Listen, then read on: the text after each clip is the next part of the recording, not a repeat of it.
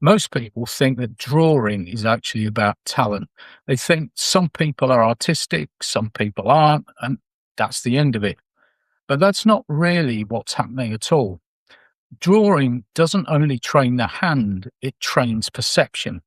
It changes the way you pay attention to things. It shows you how the mind processes information. And it actually reveals how often the brain replaces what's actually there with what it expects to see. And that's why someone can sit in front of an object, look directly at it, and still draw something completely different. The eyes are open, but the mind has already decided what it thinks it's looking at. Take example, an eye.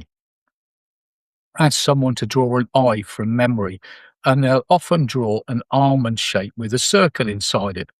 That's the symbol for an eye. It's recognizable. Everyone knows what it means.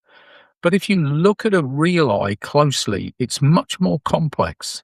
There are folds of skin, shadows, highlights, uneven curves, tonal changes, and subtle relationships between different forms. The symbolic eye is easy. The observed eye asks you to look. And that's the whole difference.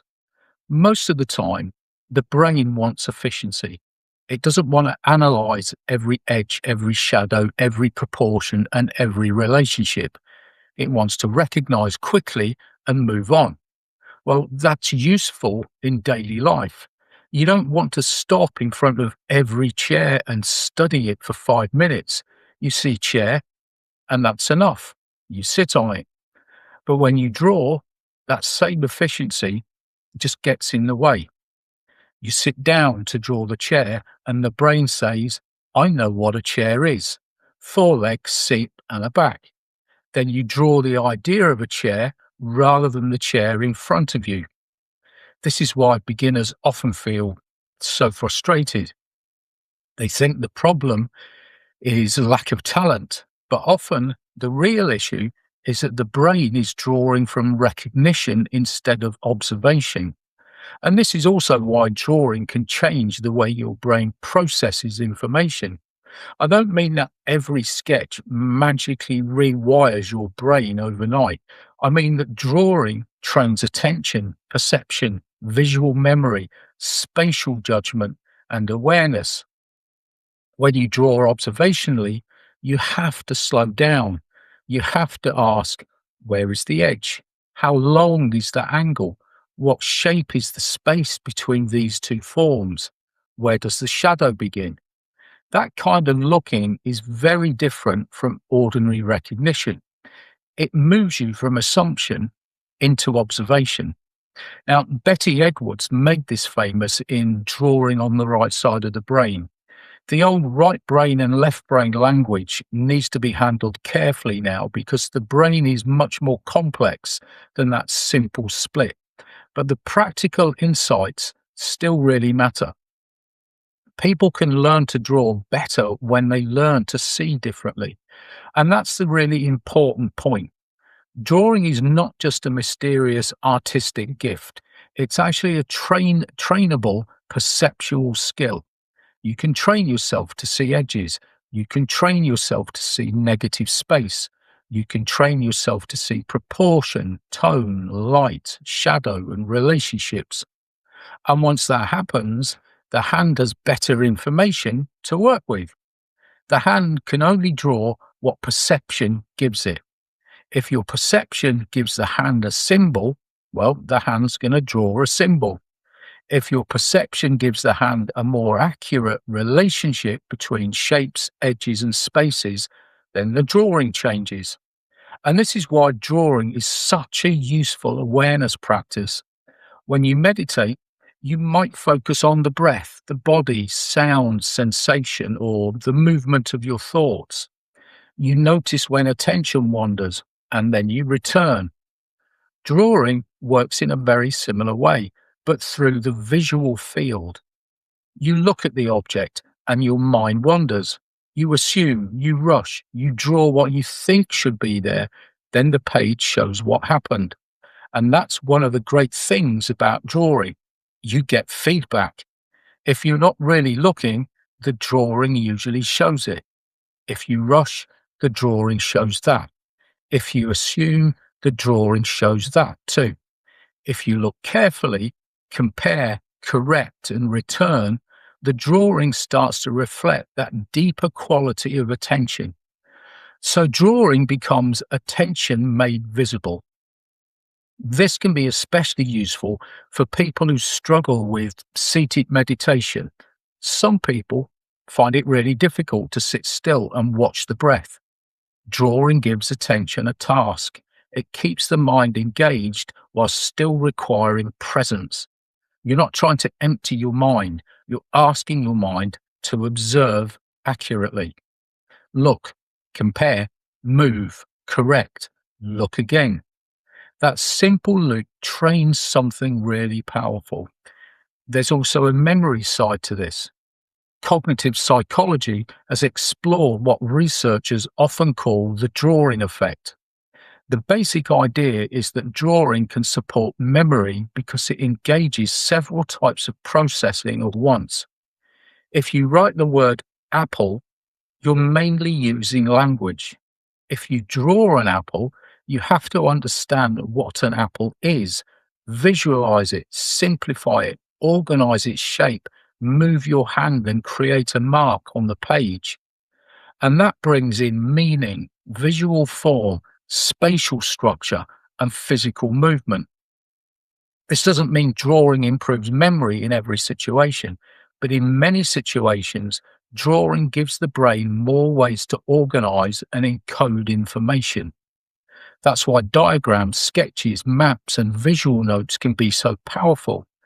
The drawing doesn't need to be beautiful, it needs to make the information active. And this brings us to a much deeper point. Observation is not only visual. One exercise that I use with students is tactile drawing. Someone places a small object inside an opaque bag, and the student puts a hand inside the bag and explores the object by touch alone. They can feel its weight, edges, texture, curves, temperature, and proportions, but they can't look at it. Then they have to draw it. This is really fascinating because the brain has to build an internal model of the object through touch, then translate that model into a visual drawing. The result may look strange, and that's part of the value. The point is not to create an accurate visual copy, although in fact many people do that. The point is to study how the mind constructs form when sight is removed. And that exercise teaches us something really important. Observation means attending. It doesn't mean just looking. The senses gather information. The mind compares. The body responds. The page reflects the process back to you. That's embodied cognition in action. And this is why drawing can change more than your drawings. It can change how you notice the world. You may begin to see more detail in ordinary objects. You may notice light differently. You may become more sensitive to space, posture, expression, proportion, and atmosphere. But this also has a wider implication. The same mind that turns a real eye into a symbolic eye also turns real life into simplified stories. You meet someone and you label them. You enter a situation and assume what it means. You feel an emotion and immediately explain through an old story. The mind does this constantly. Drawing gives you a simple, practical way to see that process happening. You can watch the mind replace direct perception with assumption. And once you see that in drawing, you may start to recognize it elsewhere too. And that's where drawing becomes more than just art. It becomes awareness training. So how do you begin? Well, you start simply. Choose one ordinary object, a cup, a key, a leaf, a shoe, a plant pot, or even your own hand, and draw it for 10 minutes a day for 7 days. Don't try to make a beautiful picture. Don't judge the result. Don't turn it into a test of talent. Just look. Each day, notice one thing you missed the day before. Pay attention to edge, space, proportion, shadow, and relationship. On one of the 7 days, try drawing the object by touch before you look at it again. And by the end of the week, your drawings will probably have changed. More importantly, your seeing may change. You may become less rushed. You may catch assumptions more quickly. You may notice details that were always there but never fully registered. And that's the real value of the practice. Drawing can change the way your brain processes information because it trains you to see more directly. It strengthens attention. It supports memory. It develops spatial awareness. It makes thought visible. And it reveals something most people just rarely ever notice. Much of what we call seeing is just assumption. Drawing helps us notice that assumption while it's happening. You don't need to be a professional artist. You don't need perfect technique. You don't need natural talent. You need paper, pencil, and the willingness to look again.